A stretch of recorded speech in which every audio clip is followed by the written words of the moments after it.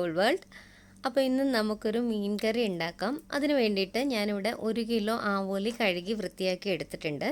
വലിയൊരു കഷ്ണം ഇഞ്ചി വേണം. വലിയൊരു കൂടം വെളുത്തുള്ളി എടുത്തിട്ടുണ്ട്. 3-4 കുടംപുളി നന്നായിട്ട് ചൂടുവെള്ളത്തിൽ കഴുകിയിട്ട് കുറച്ച് വെള്ളത്തിലൊന്ന് കുതിർത്തെടുത്ത് വെച്ചിട്ടുണ്ട്. കറിവേപ്പില വേണം. ഇനി അതിനുള്ള പൊടികൾ എടുക്കാം നമുക്ക്.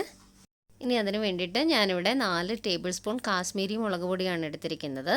എരിവിനനുസരിച്ചിട്ട് എടുക്കാം കേട്ടോ. ഇനി ഇതിലേക്ക് 1 ടീസ്പൂൺ മഞ്ഞൾപ്പൊടി കൂടി എടുക്കണം.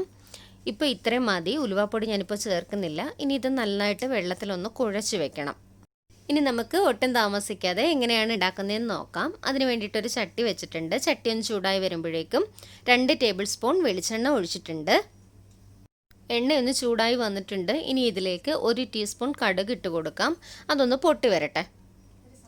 കടുക് ഒന്ന് പൊട്ടി വരാൻ തുടങ്ങിയിട്ടുണ്ട്. ഞാനിതിലേക്ക് ഇനി ഒരു 1/4 ടീസ്പൂൺ ഉലുവ കൂടി ചേർത്ത് കൊടുക്കുകയാണ്.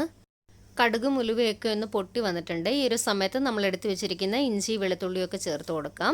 എന്നിട്ട് നന്നായിട്ട് ഇതൊന്ന് മൂത്ത് വരട്ടെ.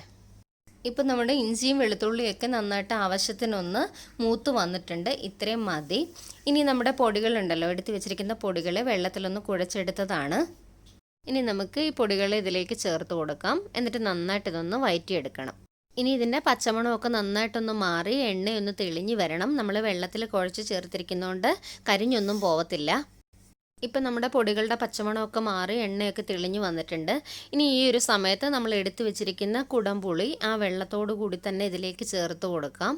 എന്നിട്ട് നന്നായിട്ട് ഇതൊന്ന് മിക്സ് ചെയ്ത് വെക്കാം.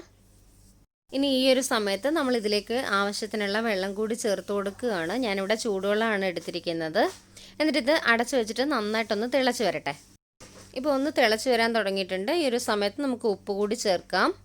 ഇപ്പോൾ നമ്മുടെ കറിയൊക്കെ ഒന്ന് തിളച്ച് വന്നിട്ടുണ്ട്. ഇതിലേക്ക് നമ്മളിനി എടുത്തു വെച്ചിരിക്കുന്ന മീൻ കഷ്ണങ്ങൾ കൂടി ചേർത്ത് കൊടുക്കുകയാണ്. ഇപ്പോൾ നമ്മുടെ കറിയൊക്കെ ഒന്ന് തിളച്ച് വറ്റി വന്നിട്ടുണ്ട്. എണ്ണയൊക്കെ തെളിഞ്ഞിട്ടുണ്ട്. ഇനി ഇതിലേക്ക് 1 ടീസ്പൂൺ ഉലുവാപ്പൊടി കൂടി ചേർത്ത് കൊടുക്കുകയാണ്. ഇനി ഞാൻ ഇതിലേക്ക് 1 നുള്ള് കായപ്പൊടി കൂടി ചേർത്ത് കൊടുക്കുകയാണ്. ഇത് ഓപ്ഷണലാണ്. ഇഷ്ടമുണ്ടെങ്കിൽ മാത്രം ചേർത്താൽ മതി. പക്ഷേ ഇത് നല്ലൊരു ടേസ്റ്റ് കൊടുക്കും നമ്മുടെ കറിക്ക്. ഇനി കറിവേപ്പില കൂടി ചേർത്തിട്ട് ഒരു 2 മിനിറ്റ് ഒന്ന് സിമ്മിലിരുന്ന് നന്നായിട്ട് ഇതൊന്ന് വറ്റട്ടെ. ഇപ്പോൾ ഒരു 2 മിനിറ്റ് കഴിഞ്ഞിട്ടുണ്ട്. നമ്മുടെ കറി ഒന്ന് തിളച്ച് നന്നായിട്ട് വറ്റി വന്നിട്ടുണ്ട്. എണ്ണയൊക്കെ തെളിഞ്ഞിട്ടുണ്ട്. ഇത്രയും മതി. ഞാനിപ്പോൾ ഫ്ലെയിമൊക്കെ ഓഫ് ചെയ്ത് കൊടുത്തു. അപ്പോൾ എല്ലാവരും ഇതൊന്ന് ട്രൈ ചെയ്ത് നോക്കണം. ഇഷ്ടമാവുകയാണെന്നുണ്ടെങ്കിൽ ലൈക്ക് ചെയ്യണം, കമൻറ്റ് ചെയ്യണം, നമ്മുടെ ചാനലൊന്ന് സബ്സ്ക്രൈബ് ചെയ്യണം. അടുത്തുള്ള ബെല്ലൈക്കനും കൂടി പ്രസ് ചെയ്യുകയാണെങ്കിൽ ഞാനിടുന്ന വീഡിയോസിൻ്റെ നോട്ടിഫിക്കേഷൻസൊക്കെ ഉടനെ തന്നെ നിങ്ങൾക്ക് കിട്ടുന്നതായിരിക്കും. Thank you for watching.